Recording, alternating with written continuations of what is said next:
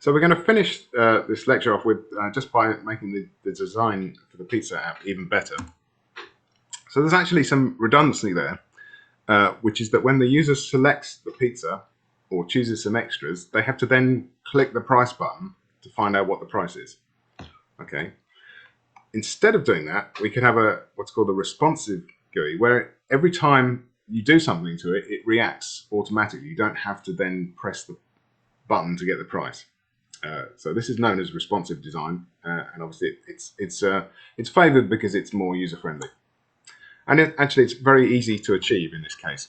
All we need to do is to bind this clicked function to every radio button and every checkbox in the same way that we originally bound it to the price button, so that when the user presses the price button, the clicked function is called. All we need to do is tell the GUI that actually every time they change something, every time they change a radio button or a checkbox, then the clicked function is called, and again this click function just calculates the price and sends a message, puts a message on the console. So once we've done that, actually the price button is completely redundant. We don't need it anymore because there's no point in having it there.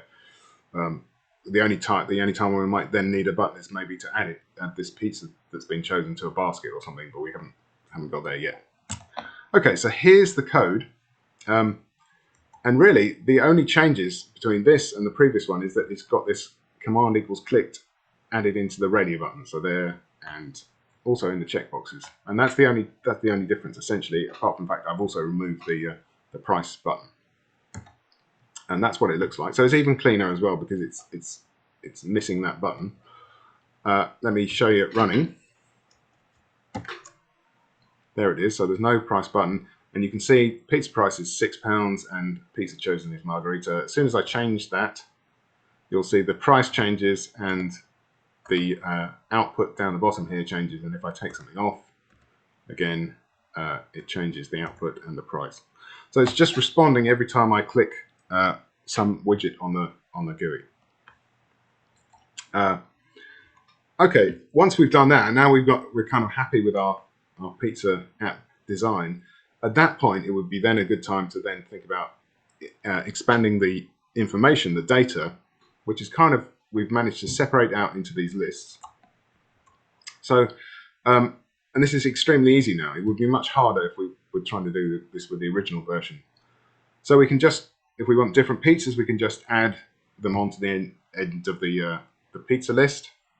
Make sure you put one on matching price on the end. So the length of these lists has to match. And similarly for the extras and the extra prices, we can put extras and add an extra price to the prices, and then so that's the only difference between this new version 20 and the previous one, is that when I run this one, it's got some extra features, and all I've had to do in this version is just go in and change the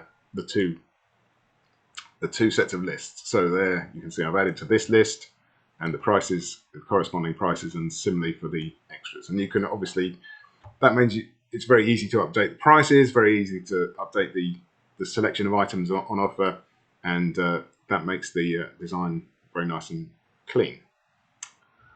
Okay, so what have we seen in this lecture then? We've looked at just an introduction to GUI programming. As I said, we could probably spend the whole set of lectures on this one topic, but we've looked at an introduction. We've seen the TK into module and the TK into grid manager. We've seen a variety of widgets. Obviously there are more, but these are the most common ones: the buttons, radio buttons, checkboxes, combo boxes, text fields, labels, those kind of things.